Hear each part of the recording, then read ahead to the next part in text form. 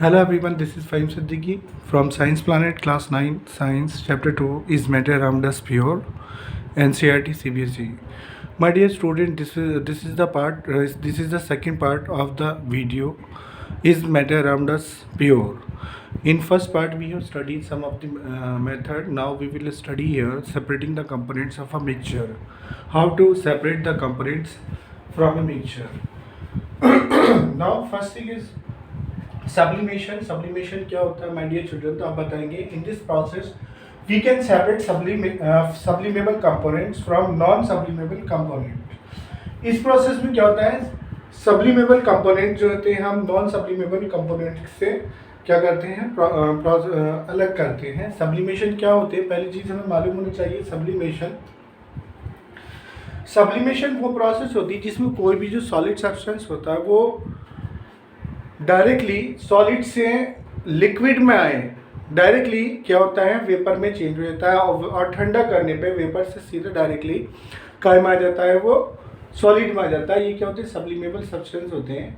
अब sublimable substance में process में क्या होता है, in this process we can separate sublimable components. इस प्रोसेस में हम सब्लिमेबल कंपोनेंट सेपरेट करते हैं फ्रॉम नॉन सब्लिमेबल कंपोनेंट से। एप्लीकेशन ऑफ सब्लिमेशन की प्रोसेस क्या क्या होती है, जैसे सच मिक्सचर दैट कंटेन, ऐसे मिक्सचर जो रखते हैं, क्या रखते हैं, कैम्फर रखते हैं, नेफ्थलीन रखते हैं, एंथ्रासीन रखते हैं, अमोनियम क्लोराइड रखते हैं, can be separated by this process. ये क्या होते हैं, इस प्रोसेस में सब्लिमेशन की प्रोसेस से अलग करे जाते हैं। सब ये प्रोसेस होती कैसे होती है इसके बारे में जानते हैं। हम क्या करते हैं, एक हम बर्नर लेते हैं, बर्नर के ऊपर हम क्या करते हैं, चाइना डिश रखते हैं। चाइना डिश के में कुछ जो है टुकड़े हम कैम्फर के डालते हैं, कैम्फर कपूर को बोलते हैं माय डियर चिल्ड्रन।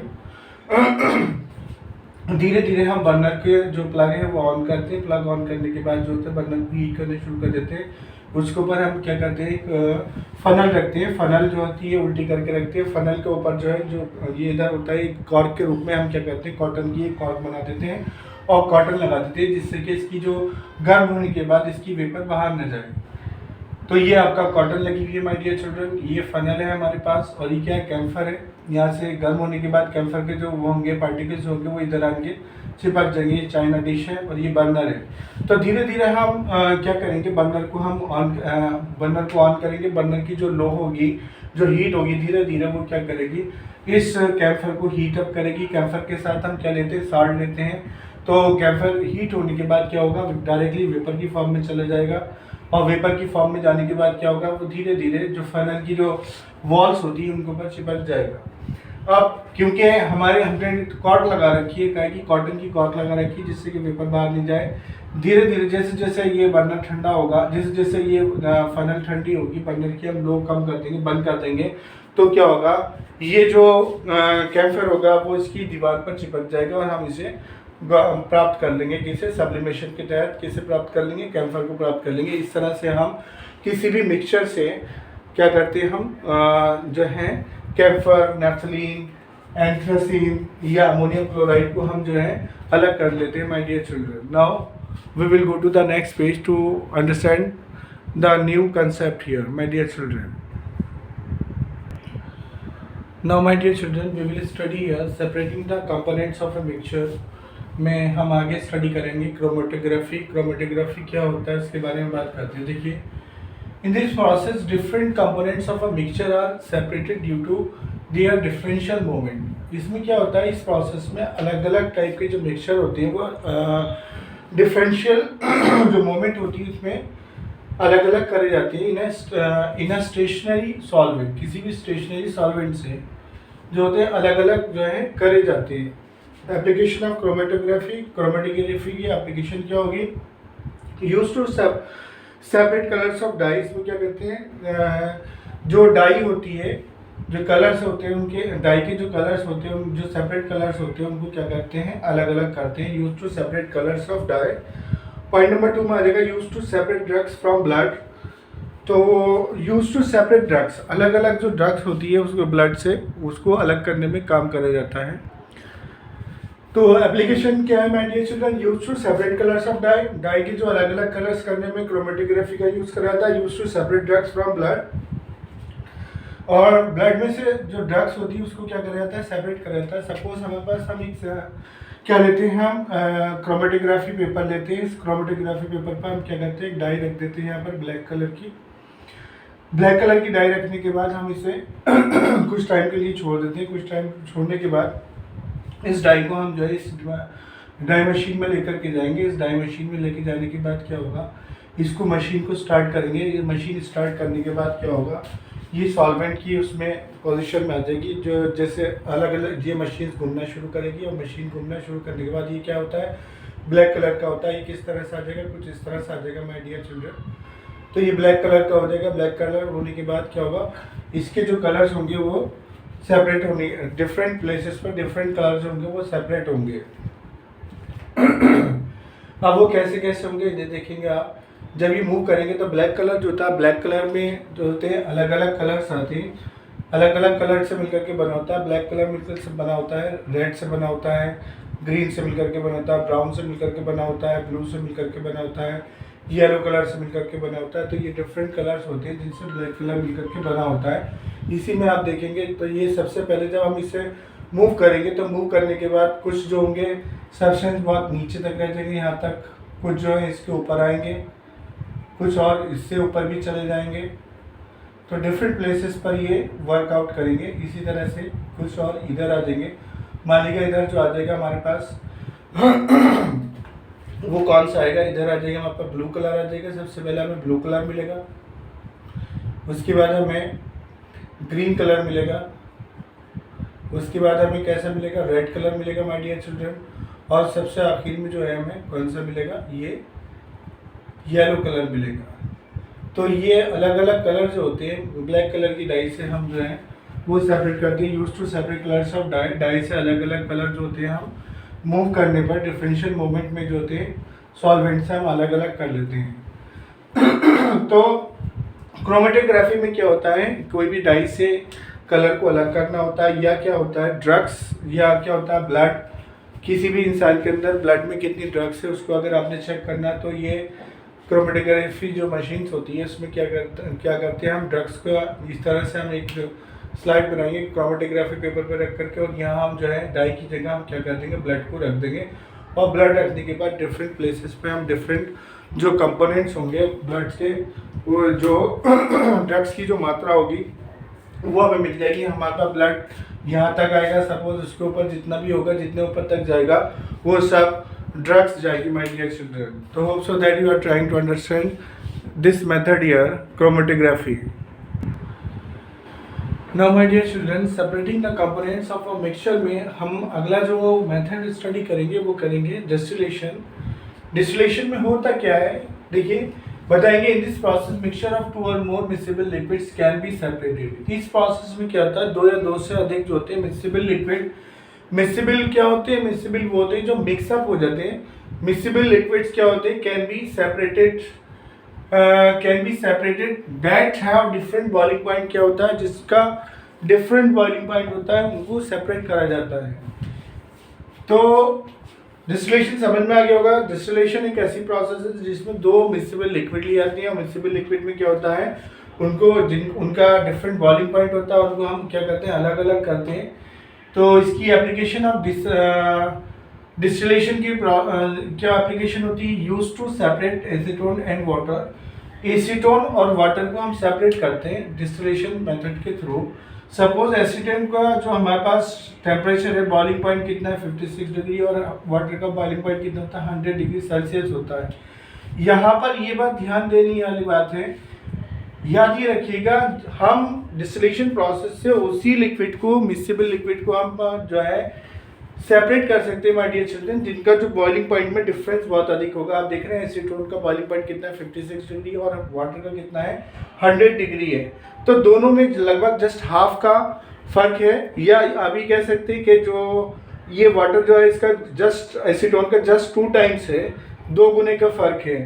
तो हम बता देंगे यहाँ पर क्या कि सेपरेट करना एसीटोन को कैसे, वाटर से।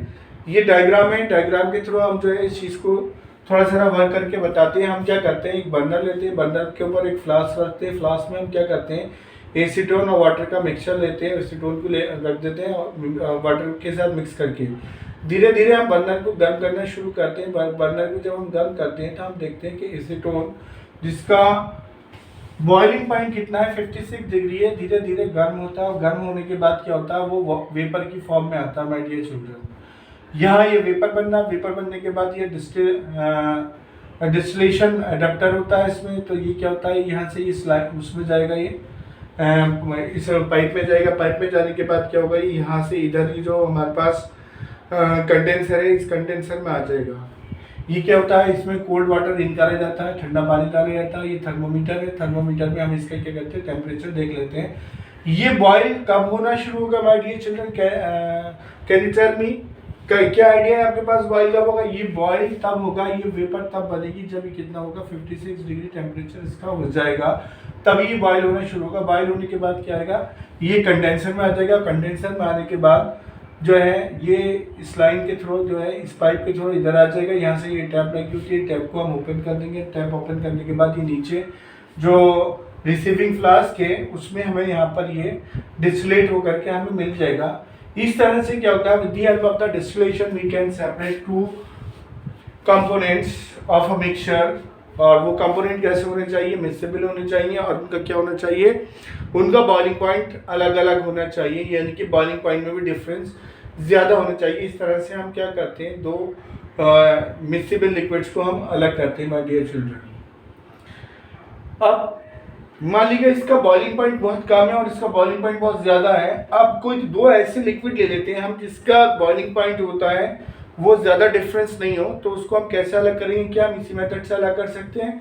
नहीं, उसके लिए हम दूसरा मेथड का यूज़ करेंगे माय डियर चिल्ड्रन। तो चलते हैं अगले मेथड को समझने के लिए नेक्स्ट पेज पर। Now my dear children we will study here separating the components of a mixture में अगला मेथड आता है हमारे पास फ्रैक्शनल डिस्टिलेशन। इससे पहले हमने डिस्टिलेशन स्टडी करा था, अब हम फ्रैक्शनल डिस्टिलेशन करेंगे। ये क्या होता है, in this process mixture of two और more mixable liquids can be separated that have different boiling point. क्या होता है इसमें, इस प्रोसेस में दो या दो से अधिक मिक्सेबल लिक्विड्स होते हैं जिनका जो होता है बॉइलिंग पॉइंट होता है वो अलग अलग होता है, उनको हम क्या करते हैं सेपरेट करने का काम करते हैं। ये कहलाता है फ्रैक्शनल डिस्टिलेशन। तो डिस्टिलेशन और फ्रैक्शनल डिस्टिलेशन दोनों की डेफिनेशन तो एक ही है, लेकिन जो डिस्टिलेशन होता है वो थोड़ा ज़्यादा टेम्परेचर पे काम करता है, फ्रैक्शनल डिस्टिलेशन और ज़्यादा उससे कम जो होता है टेम्परेचर होता है उस पर काम करता है माय डियर चिल्ड्रन। तो एप्लीकेशन ऑफ फ्रैक्शनल डिस्टिलेशन की एप्लीकेशंस क्या क्या होंगी उसके बारे में बात करते हैं। नंबर 1 आता है in the separation of oxygen liquid nitrogen argon from air. क्या करते हैं, एयर से जब हम ऑक्सीजन लिक्विड नाइट्रोजन और आर्गन को अलग करते हैं तो ये प्रोसेस में अलग करने के काम में किस मेथड के थ्रू करते हैं, वो करते हैं फ्रैक्शनल डिस्टिलेशन के थ्रू करते हैं। नाउ पॉइंट नंबर 2 में आएगा use to separate crude oil component जो होते हैं उनको अलग करने में भी फ्रैक्शनल डिस्टिलेशन का यूज किया जाता है। वो कौन कौन से होते हैं, क्रूड ऑयल में पेट्रोल आता है, केरोसिन आता है, डीजल आता है, जेट फ्यूल्स आते हैं और टार एटसेट्रा, ये सारे जो हैं वो क्रूड ऑयल आते हैं और इनके थ्रू जो होता है वो फ्रैक्शनल डिस्टिलेशन करा जाता है।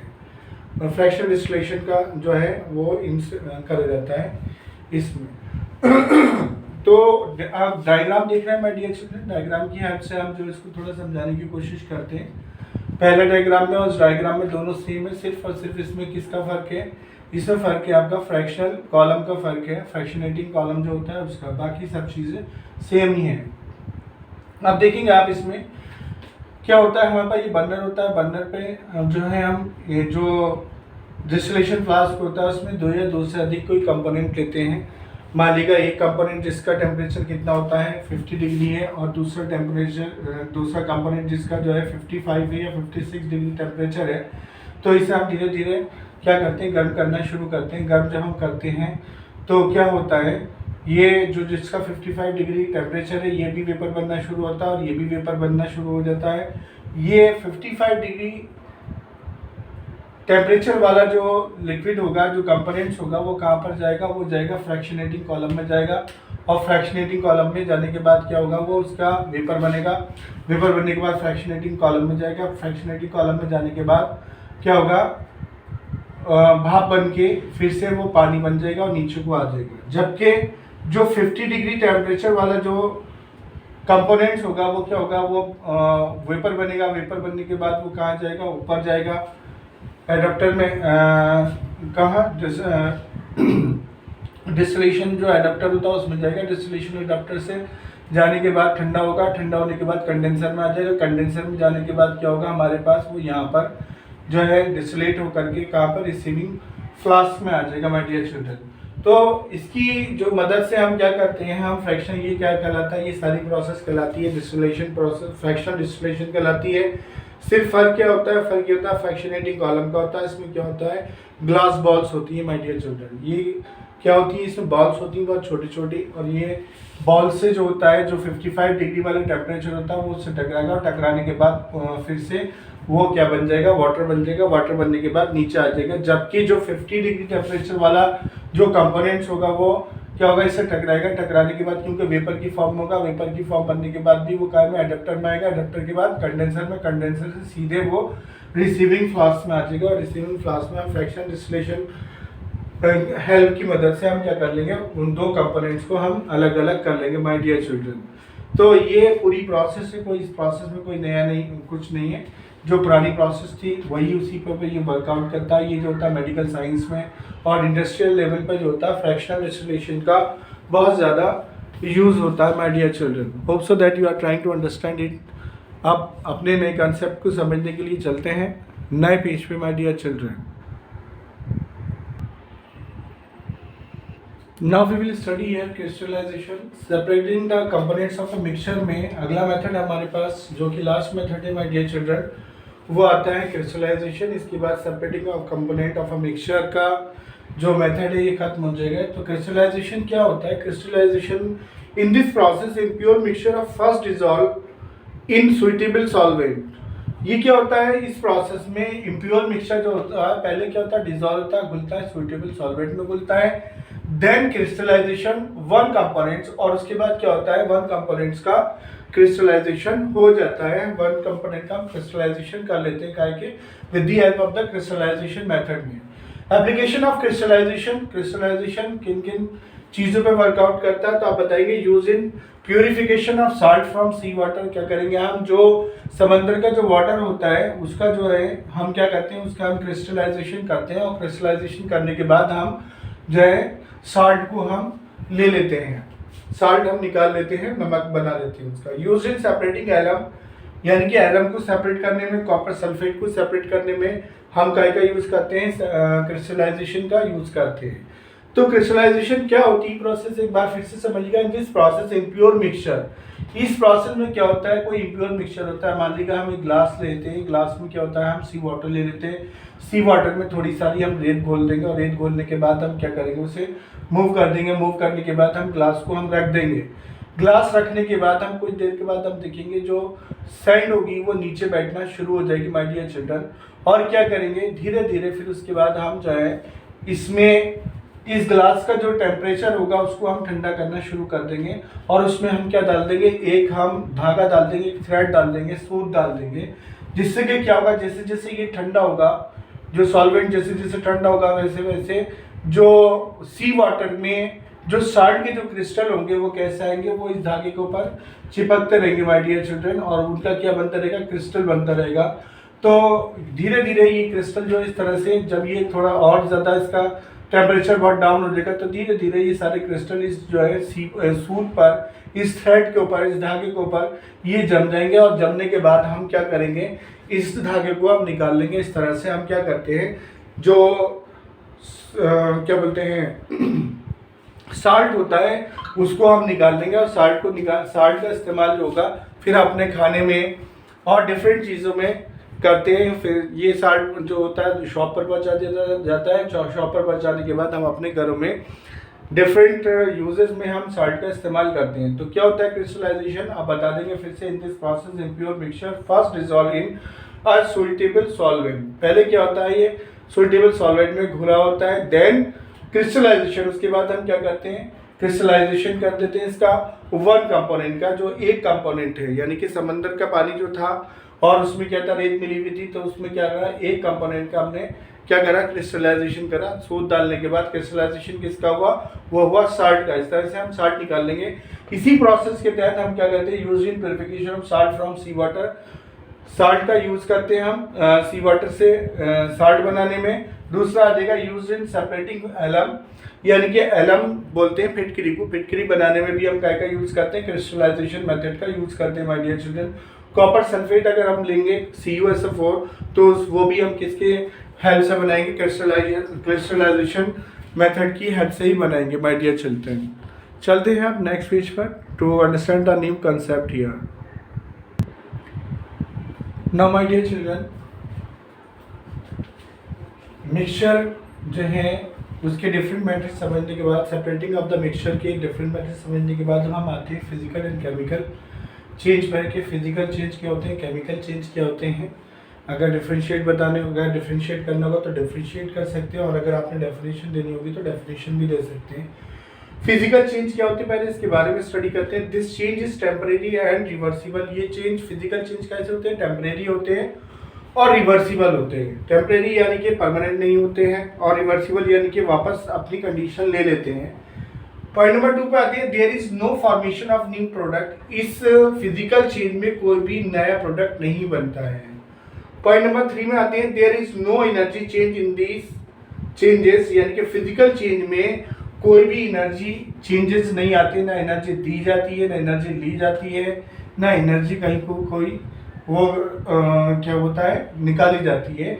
तो फिजिकल चेंज में कोई भी क्या है, एनर्जी चेंज नहीं होगा। पॉइंट नंबर 4 ये है, यानी कि एग्जांपल इसका मेल्टिंग ऑफ आइस। अब जो हमने एग्जांपल लिया है माय डियर चिल्ड्रन, इस एग्जांपल से समझते हैं। मेल्टिंग ऑफ आइस यानी कि बर्फ का पिघलना, ये कैसा चेंज होता है, ये चेंज होता है टेम्परेरी। और बर्फ पिघल जाती है, बर्फ पिघलने के बाद क्या बन जाती है, वाटर बन जाती है, और वाटर पिघलने के बाद क्या बन जाएगी, फिर से बर्फ बन जाएगी। ये कैसा वो आ जाएगा, ये आ जाएगा reversible. Okay my dear children, तो टेम्परेरी भी आपकी समझ में आ गया, रिवर्सिबल भी आपकी समझ में आ गया। तीनों पॉइंट समझेंगे इसमें। There is no formation of new product, क्योंकि बर्फ बना, बर्फ से क्या बना, आइस बनी, आइस से क्या बना हमारे पास, वाटर बना, वाटर से हमने क्या बना दिया, फिर से आइस बना दी, यानी कि कोई नया प्रोडक्ट नहीं बना। क्योंकि वाटर जो होता है तीनों स्टेट में रह सकता है, सॉलिड भी, लिक्विड भी और गैस भी, तो कोई नया प्रोडक्ट नहीं बना है। There is no energy, sorry there is no formation of new product, कोई भी न्यू प्रोडक्ट नहीं आया इसमें। उसके बाद there is no energy change in this changes.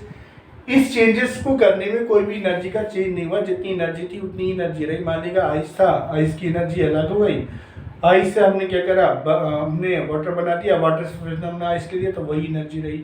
तो एनर्जी चेंज नहीं होता है इसमें कोई भी। नाउ फिजिकल चेंज समझने के बाद हम आते हैं my dear children chemical change पे। केमिकल चेंज क्या होते हैं आप बताएंगे। फर्स्ट आएगा आपका, these changes are permanent and irreversible. ये चेंजेस कैसे होते हैं, परमानेंट होते हैं, यानी कि जो एक बार हो गए दोबारा नहीं होते, एंड इरिवर्सिबल यानी कि वापस अपनी कंडीशन में नहीं जाते। There is formation of new product, there is formation of new product, इसमें क्या होता है, कोई नया प्रोडक्ट बनता है। जो प्रोडक्ट रहता है माय डियर चिल्ड्रन वही नहीं रहता है, बल्कि कुछ और बन जाता है। थर्ड पॉइंट पाएंगे, एनर्जी इज ईदर एब्जॉर्ब और इवॉल्व इन दीज चेंजेस। इस तरह के जो चेंजेस होते हैं, कौन से केमिकल चेंजेस होते हैं, उसमें या तो एनर्जी ली जाती, तो एनर्जी क्या होगा उसमें, एब्जॉर्ब करी जाएगी, या तो ली जाएगी एनर्जी या दी जाएगी। तो ये तब जाकर के ये केमिकल चेंज होते हैं। एग्जाम्पल दे देंगे, वुड बर्निंग यानी कि लकड़ी का जलना। अब जो हमारे पास ये एग्जाम्पल आ रहा है माय डियर चिल्ड्रन, वुड का जलना, इससे तीनों पॉइंट फिर से समझा देते हैं हम कि दीज चेंजेस यानी कि केमिकल चेंजेस आर परमानेंट। कैसे होते हैं, परमानेंट होते हैं। अगर हम वुड को आप जो है बर्न करेंगे, तो बर्न करने के बाद ये क्या बन जाएगा, ये बन जाएगा कोल, यानी कि कोई एक अलग सब्सटेंस बन जाएगा। अब कोयले से अगर आप जो है वुड बनाना चाहे, तो ये कोयले से वुड नहीं बनेगी। जो बन गया वो बन गया, और जो बना वो कैसा हुआ, परमानेंट हो गया माय डियर चिल्ड्रन। तो ये कैसा हुआ, एक तो परमानेंट हुआ चेंज, दूसरा क्या हुआ, इरिवर्सिबल हो गया, यानी कि लकड़ी को जलाने के बाद कोयला बना लेंगे, लेकिन कोयले से हम लकड़ी नहीं बना सकते। तो ये कैसा हो गया, इरिवर्सिबल हो गया, और कैसा हो गया, परमानेंट हो गया। पॉइंट नंबर 3 पे जाएंगे, there is formation of new product. इसमें क्या होता है, न्यू प्रोडक्ट का फॉर्मेशन होता है। पहले क्या था, हमारे पास वुड थी और उसके बाद हमारे पास क्या बना, ये हमें कोल मिला। तो फॉर्मेशन ऑफ न्यू प्रोडक्ट यानी कि वुड से हमें क्या मिल रहा है, कोल मिल रहा है। थर्ड पॉइंट पे जाएंगे, एनर्जी इज ईदर एब्जॉर्ब्ड और इवॉल्व्ड इन दीज चेंजेस। तो जब हम लकड़ी को जलाते हैं माय डियर चिल्ड्रन, तो बहुत ज़्यादा एनर्जी निकलती है, बहुत ज़्यादा हमें हीट मिलती है। तो ये क्या होते हैं, ये केमिकल चेंजेस होते हैं। अब चलते हैं माय डियर चिल्ड्रन इस चैप्टर के लास्ट कंसेप्ट पर। न्यू पेज से स्टार्ट करते हैं लास्ट कंसेप्ट को माय डियर चिल्ड्रन। यार now we will study here my dear children types of pure substance. Pure substance के टाइप क्या क्या होते हैं। तो पहली तो बात हमें ये टर्म क्लियर होनी चाहिए, प्योर होता क्या है एक्चुअल में, आप बताएंगे। Pure means that there is no mixing in substance. Pure का क्या मतलब होता है, प्योर का मतलब होता है जब किसी सब्सटेंस में कोई मिक्सिंग नहीं होती, कोई चीज़ मिली भी नहीं होती किसी भी सब्सटेंस में, किसी पदार्थ में, तो वो कैसा होता है, प्योर होता है। पॉइंट नंबर 2 में आ जाएगा, pure substance is made up of some same kind of elements. Pure substance जो होता है एक ही टाइप्स के एलिमेंट्स से मिलकर के बना होता है, उसे हम क्या बोलते हैं, प्योर बोलते हैं। प्योर सब्सटेंस किससे मिलकर के बना होता है, one types of the atom से मिलकर के बना होता है। There are two types of pure substance. Two types की जो होते हैं प्योर सब्सटेंस होते हैं। नंबर 1 होता है एलिमेंट्स आता है, नंबर 2 जो होता है वो क्या आता है, कंपोनेंट्स आते हैं। एलिमेंट्स में क्या क्या आ जाएगा माय डियर चिल्ड्रन, एलिमेंट्स में मेटल आ जाएगा, नॉन मेटल आ जाएंगे और मेटलॉइड्स आ जाएंगे। ये सब क्या होते हैं, same types of the elements मिलकर के बने होते हैं। One types of the substance होते हैं, तो वो क्या कहलाते हैं, एलिमेंट्स कहलाते हैं। एलिमेंट में कौन कौन आता है, मेटल, नॉन मेटल और मेटलॉइड्स। एलिमेंट्स क्या होते हैं, कॉन्स्टिट्यूट प्योर सब्सटेंस। एलिमेंट क्या करते हैं, प्योर सब्सटेंस को कॉन्स्टिट्यूट करते हैं, in which all atoms are same. जिसमें क्या होते हैं, सभी एटम जो होते हैं सेम होते हैं। फॉर एग्जांपल जैसे गोल्ड में कैसे होते हैं, गोल्ड के ही एलिमेंट्स होते हैं। सिल्वर में काय के होते हैं, सिल्वर के ही एलिमेंट्स होते हैं। ऑक्सीजन में काय के होते हैं, ऑक्सीजन के ही एलिमेंट्स होते हैं माय डियर चिल्ड्रन। तो ये क्या होते हैं सारे, ये प्योर सब्सटेंस होते हैं। नेक्स्ट हम क्या करते हैं, कंपाउंड। कंपाउंड को हम स्टडी करते हैं अपने न्यू पेज से my dear children. Now compound से पहले माय डियर चिल्ड्रन एलिमेंट्स के जो हमारे पास ये डिफरेंट पॉइंट्स आ रहे हैं, मेटल, नॉन मेटल और मेटलॉइड्स, पहले हम इनको बता देते हैं, उसके बाद हम बात करेंगे कंपाउंड्स की। ओके माय डियर चिल्ड्रन, चलते हैं नेक्स्ट पेज पर। नाउ स्टार्ट करते हैं माय डियर चिल्ड्रन कि मेटल्स, नॉन मेटल्स और मेटलॉइड्स ये क्या होते हैं, इनके बारे में बात करते हैं। मेटल्स क्या होते हैं, लस्ट्रस होते हैं, शाइनी होते हैं यानी कि चमकदार होते हैं। कोई भी चीज़ शाइनी है तो पता चल जाएगा। मेटल्स होते हैं अमूमन चमकदार, मेटल मोस्टली जो होती है चमकदार होती है, शाइनी होती है। पॉइंट नंबर 2 में आ जाएगा, they conduct heat and electricity. क्या करती है, हीट एंड इलेक्ट्रिसिटी को one place to another place easily और क्विकली ले जाती हैं। कौन, मेटल्स। पॉइंट नंबर 3 में आ जाएगा, डक्टाइल होती है, can be drawn into wires. यानी कि डक्टाइल का मतलब होता है जितनी भी मेटल्स होती हैं उनके जो हम क्या बना सकते हैं, तार बना सकते हैं। मेलिबल यानी कि हम क्या कर सकते हैं, इनकी शीट बना सकते हैं। यानी कि तो मेलिबल्स का बताएंगे। मेलिबल यानी कि पीट करके जिस सब्सटेंस की हम शीट बना सकते हैं वो क्या होती है, वो क्वालिटी कहलाती है मेलिबल। तो मेटल्स की जो प्रॉपर्टी क्या होती है, मेलिबल होती है। Can be change into thin sheets. हम क्या करते हैं, मेटल्स को पतली चादर में बना सकते हैं, बदल सकते हैं, और इससे हम क्या करते हैं, बक्से वगैरह बनाने का काम करते हैं, डिफरेंट चीज़ें बनाते हैं। सोनर्स यानी कि क्या होती है, साउंड देती हैं। आपने स्कूल में अक्सर बेल देखी होगी, बेल को जब हम जो है बीट करते हैं किसी हैमर वगैरह से, तो क्या होती है, उसकी आवाज़ दूर तक जाती है, हर क्लास तक चली जाती है। वो क्या होता है, तो मैं ये प्रूव करता है कि मेटल जितनी भी होती है कैसी होती है, सोनर्स होती है। फॉर एग्जाम्पल गोल्ड, आयरन, ये सब क्या है, मेटल्स है। Okay my dear children, now non metal की बात करते हैं। नॉन मेटल नॉन लस्ट्रस होती है। नॉन मेटल कैसी होती है, नॉन लस्ट्रस होती, कोई चमक नहीं होती, भद्दी सी होती है। कैसी होती है, बहुत ज़्यादा वैसी वो होती है, भद्दी सी दिखती है, यानी कि खुदड़ी सी होती है। They do not conduct heat and electricity. क्या करती है, हीट और इलेक्ट्रिसिटी को कंडक्ट नहीं करती। कौन, नॉन मेटल्स।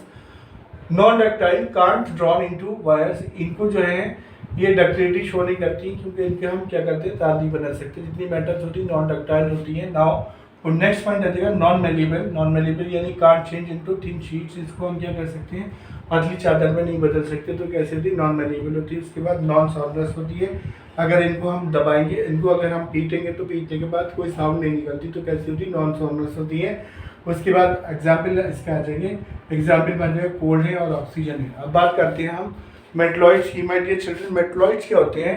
मेटल और नॉन मेटल की जो बीच की कंडीशन होती है वो क्या कहलाती है? मेटलॉइड्स होती है। यानी कि समटाइम जो है वो मेटल के प्रॉपर्टी शो करती है, समटाइम नॉन मेटल की शो करती है, तो वो क्या कहलाएगी? मेटलॉइड्स कहलाएगी। Metalloids have intermediate properties between metal and non metal, यानी कि मेटलॉइड्स होते हैं मेटल की और नॉन मेटल की बीच की अवस्था होती है। फॉर एग्जाम्पल में सिलिकॉन होता है, बोरॉन होता है, जर्मेनियम होता है। जो मोबाइल्स वगैरह होती है, मोबाइल्स में जो चिप लगी होती है माय डियर चिल्ड्रन, वो काय की जो लगी होती है? मेटलॉइड से मिलकर के बनी होती है। मोबाइल का इस्तेमाल करते वक्त में, जैसे मोबाइल को अगर आपने चार्जिंग को लगा रखा है तो कभी भी आप उस पर चार्जिंग करते वक्त में उससे बात ना करें, क्योंकि मोबाइल में कैसी होती है? सिलिकॉन, उसमें चिप मेटलॉइड्स चिप लगी होती है और कभी भी उसमें करंट आने की पॉसिबिलिटी रहती है माय डियर चिल्ड्रन। इसके बाद चलते हैं नेक्स्ट पेज पर अपने लास्ट कंसेप्ट को समझने के लिए, जो कि क्या है? Compounds. Now my dear children, अब हम स्टडी करते हैं एलिमेंट्स इन कंपाउंड। एलिमेंट हमने स्टडी कर लिया है, इसमें हम क्या करेंगे? कंपाउंड में स्टडी करेंगे। कंपाउंड क्या होते हैं? टू और more elements combined chemically in a definite ratio two form a new substance called compound. इसमें क्या होता है? दो से अधिक जो एलिमेंट्स होते हैं वो कंबाइन होते हैं केमिकली, और क्या होते हैं? लेकिन जो कंबाइन होना होता है उनका वो डेफिनेट रेशियो में होता है to form a new substance. क्या करते हैं? वो न्यू सब्सटेंस बनाते हैं और वो क्या कहलाते हैं? कंपाउंड कहलाते हैं। एक बात ध्यान रखना माय डियर चिल्ड्रन कि जब दो या दो से अधिक सब्सटेंस होंगे किसी एक रेशियो में जो होंगे, कंबाइन होंगे, तो वो क्या कहलाएंगे? वो कहलाएंगे कंपाउंड। और जो मिक्सचर होगा, मिक्सचर का कभी भी कोई एक रेशियो नहीं होता माय डियर चिल्ड्रन। मिक्सचर का क्या होता है? कोई एक रेशियो नहीं होता है। कंपाउंड का जो होता है कोई एक रेशियो होता है। इस बात में कभी भी आप कंफ्यूज मत होइएगा। मेन चीज जो समझने वाली बात है वो ये है कि कंपाउंड एक रेशियो में होते हैं और मिक्सचर जो होता है कोई रेशियो में नहीं होता है। तो elements combine chemically in a definite ratio, क्या आएगा? डेफिनेट रेशियो में to form a new substance. और क्या करते हैं? नए सब्सटेंस बनाते हैं कॉल्ड कंपाउंड। न्यू सब्सटेंस बनाते हैं। न्यू सब्सटेंस क्या होता है? कंपाउंड में न्यू सब्सटेंस बनता है, जबकि मिक्सचर में कोई न्यू सब्सटेंस नहीं बनता है। क्या होता है? कोई न्यू सब्सटेंस नहीं बनता है, मिक्सचर सिर्फ मिक्सचर ही रहता है। ओके माय डियर चिल्ड्रन, तो बताएंगे फिर आप क्या? टू और more elements combine chemically in a definite shape. दो या दो से अधिक एलिमेंट होते हैं, क्या होते हैं? डेफिनेट रेशियो में क्या करते हैं? कंबाइन करते हैं और क्या बनाते हैं? एक न्यू सब्सटेंस बनाते हैं, उसे हम क्या बोलते हैं? कंपाउंड बोलते हैं। इसी में पॉइंट आ जाएगा number 1, substances can't be separated by physical method. Compound के जो सब्सटेंसेस होते हैं वो कभी भी फिजिकल मेथड से क्या करे जा सकते हैं? सेपरेट नहीं करे जा सकते। पॉइंट नंबर 2 में आ जाएगा compound shows different properties. Compound क्या करता है? अलग अलग प्रॉपर्टीज को शो करता है फ्रॉम एलिमेंट्स, और ये आएगा from elements. Compound shows different properties. Compound क्या करता है? From elements. फ्रॉम एलिमेंट्स से क्या करता है? ये डिफरेंट प्रॉपर्टीज शो करता है माय डियर चिल्ड्रन। तो ये क्या है? फ्रॉम एलिमेंट्स, यानी कि एलिमेंट्स से क्या होता है? अलग अलग वो प्रॉपर्टीज शो करता है। फॉर एग्जांपल हाइड्रोजन और oxygen react to form water. जिससे हाइड्रोजन हम लेंगे यहाँ पर और क्या करेंगे? ऑक्सीजन से हम रिएक्शन कराएंगे तो क्या बना देंगे? इसका हम बना देंगे H2O बना देंगे। H2 + O इक्वल टू हो जाएगा H2O। तो यहाँ पे बताएंगे 2 मॉलिक्यूल्स ऑफ हाइड्रोजन जो होंगे जब 1 मॉलिक्यूल ऑफ ऑक्सीजन के साथ रिएक्शन करेंगे तो क्या बनाएंगे? वाटर बनाएंगे माय डियर चिल्ड्रन। क्या बनाएंगे? वाटर बनाएंगे। तो वाटर का इसका जो रेशियोज होगा, जब कभी भी आप देखोगे तो एक सेम रेशियो होगा, और वाटर जो होगा बनने वाला वो क्या होगा? वो एक कंपाउंड होगा। ये क्या? एलिमेंट ऑफ हाइड्रोजन है। ये क्या? एलिमेंट ऑफ ऑक्सीजन है। जब एलिमेंट ऑफ हाइड्रोजन मिलकर के एलिमेंट ऑफ ऑक्सीजन से रिएक्शन करते हैं तो क्या बनाते हैं? वाटर बनाते हैं। हाइड्रोजन गैस होती है, एलिमेंट गैस होती है, लेकिन जो वाटर होता है वो कैसा? लिक्विड स्टेट में आता है, और इनका जो रेशियो होता है तो रेशियोज 1 होता है my dear children.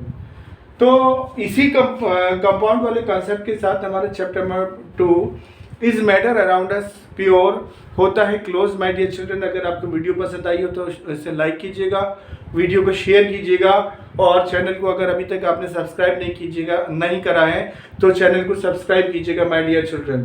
Thank you so much for your support and compliment my dear children. Thank you once again. Please keep watching My Science Planet. जो भी रिलेटेड कंटेंट होंगे एजुकेशन से रिलेटेड हम आपके अपने चैनल पर आपके लिए लाते रहेंगे my dear children. Thank you so much once again.